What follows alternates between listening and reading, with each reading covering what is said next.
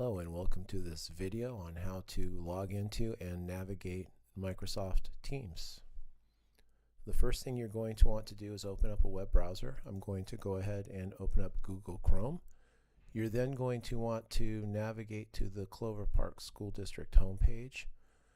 You can do that by typing in cloverpark.k12.wa.us.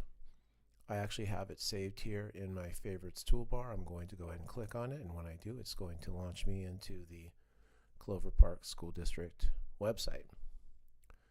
Microsoft Teams is an Office 365 product, so we're going to want to find Office 365 link under the Student tab of the Clover Park School District website, and we're going to go ahead and navigate down here about the middle of the page, and we'll find the Microsoft Office 365 link. We're going to click on it, and when we do, it takes us to a login screen. I'm going to go ahead and type in a user account that is used for practice purposes only. It will look different than your user account, and I will explain those differences in just a moment. I'm going to begin by typing the student's username, followed by the @ symbol, and then the word edweb.cloverpark.k12.wa.us. Your sign-in will look just a little bit different. Rather than using a student name, you will use your student ID at the beginning of the email address used to sign in to Microsoft Teams. Again, you will use your student ID rather than a student name to log into your Microsoft Office 365 account. I'm happy with this. I'm going to go ahead and click Next, and it will ask me or prompt me to enter a password. I'm going to go ahead and enter that now.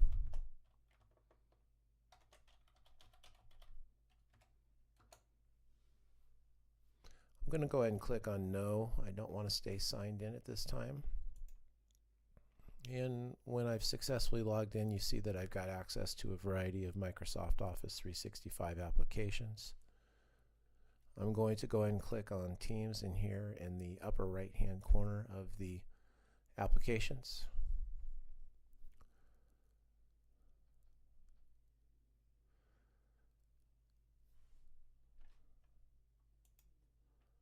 And I'm going to go ahead and log in now with that student account.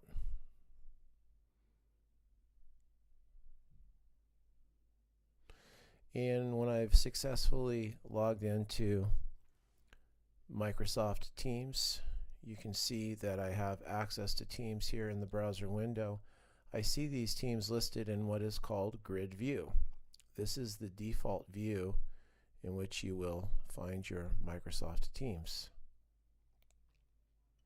There is another view option called List View, and I will show you how to find that and how to set that up as your viewing option if you so desire. There are pros and cons to each of them. Again, we're in Grid View right now. I'm going to go ahead and dismiss that notification. In order to change from Grid View to List View, I'm going to come here to the settings icon here, this cog. I'm going to click on it, and it brings up a context menu for me.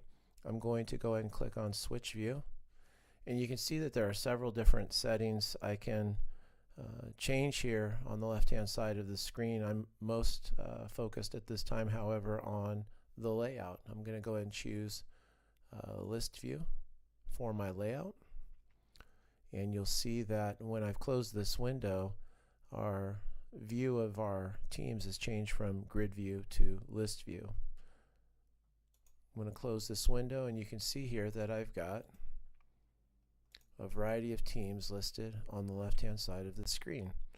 Now, to some folks, this looks like a bunch of teams that are hard to navigate, but I would also tell you that while you're navigating one team here, you've got quick access to your other teams.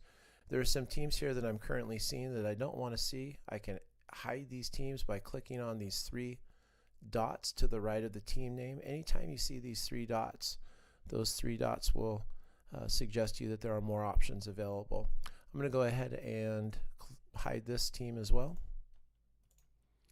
I'm going to hide this team as well.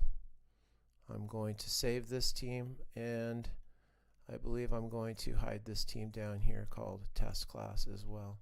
And here you can see now I've got practice team and a variety of other practice classes for the purposes of this demonstration. Over here on the far left of the screen, we see what are called applications. These applications perform a variety of functions. The first application in the top left-hand corner of the screen is called activity. This is where you will see the variety of activities that are taking place in the context of teams that you are associated with. Right below that is the teams application. This is where you'll access your teams. Below the teams application is the assignments application. Here you can access any assignments that have been assigned to you by each of your teachers. Below this is the calendar application, where you can see a schedule of meetings that have been created by your teachers. We'll talk about meetings at another time. And finally, files. We see here the files application. Again, as I told you, 3 dots means more options. Typically, if we click on these 3 dots, we see that we've got a variety of third-party applications available to us. We're not interested in those right now at this time, so we're going to bypass those. Just to the right of the applications, as I said earlier, we've got our list of teams. And then over here in the middle of the screen, we've got our working area. I'm going to go ahead and navigate to the practice team right now by clicking on practice team. And when I click on practice team, you can see that I've got what are called channels underneath the practice team name. Every team comes with a default channel called general, and teachers can add additional channels to subdivide their classes into content area. I'm going to go ahead and click on the general channel here to show you the lay of the land. As a student, this is what you'll see in the main page of your general channel. At the top of the main page of the general channel, you'll see what are called tabs. The first tab you'll see is what is called posts. This is where teacher and students can post messages to one another. You can also, as you can see here, we can post or attach videos. We can post or attach files as well, and a variety of other things. To the right of the Post tab, we've got the Files tab. If you click on the Files tab, you will see a list of files that have been saved to this team. Anything that is saved in the class materials folder is viewable by everybody in the team, but it is only viewable. It is not editable. Anything that is not saved in the class materials folder is both viewable and editable by anybody in the team. To the right of the Files tab, we've got the Class Notebook tab. I'm going to skip over that right now because we're not working in that at this point in time. To the right of the Class Notebook tab, we've got the Assignments tab. I'm going to go ahead and click on the Assignments tab.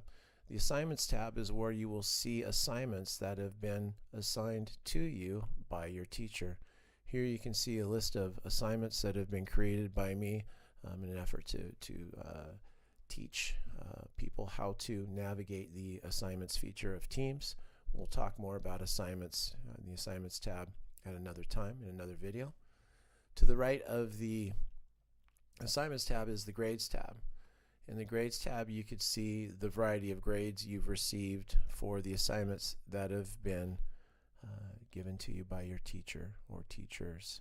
And we'll talk about that in another time in another video as well. So just to review, we've talked about logging in. We've talked about navigating Teams. On the left-hand side of our Teams window, we've got Teams applications, activity, Teams, assignments, calendar, and files. To the right of that, we've got a list of our teams. And in the main part of the screen here, we see our working area. And at the top of that working area, we see a collection of what are called tabs, and those tabs will open up new pages in that working area specific to a task that we want to accomplish.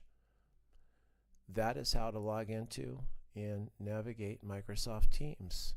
In our next video, we'll talk about how to have conversations in Microsoft Teams. Thanks for being here.